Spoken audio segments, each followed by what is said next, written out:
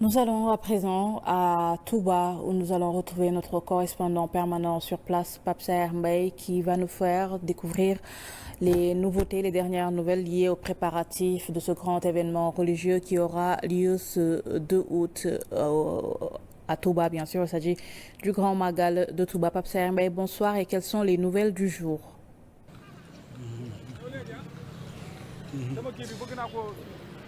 Oui, bonsoir Kharid Diatanyansi, bonsoir chers téléspectateurs de la 2STV. Bienvenue à Touba. Voici le 6e numéro de votre journal du Grand Magal, édition 2026. Une édition que nous allons démarrer avec la caravane touristique qui a atterri ici à Touba. Ils sont revenus sur le choix de Touba et le sens de leur visite dans la cité religieuse. Je suis coach Rama Tagay, présidente de Scène-Afrique, les acteurs de développement sur la scène africaine. Nous organisons chaque année, et cette année la 5e, The Return, qui est un pansement psychologique pour les afrodescendants. C'est les personnes qui sont issues de l'esclavage, que ce soit les Caraïbéens, les Américains noirs.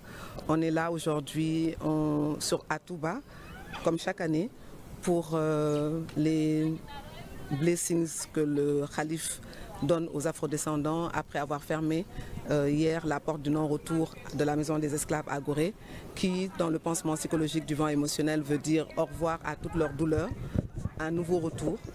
On le disait tout à l'heure à l'intérieur de la salle, on le disait qu'ils avaient dit qu'on partait et qu'on ne revenait pas, et ils sont contents de dire, peut-être leurs ancêtres sont partis, mais ils sont revenus, et eux ils sont revenus avec la victoire et l'envie féroce de construire par le biais des investissements économiques avec le Sénégal, avec l'Afrique.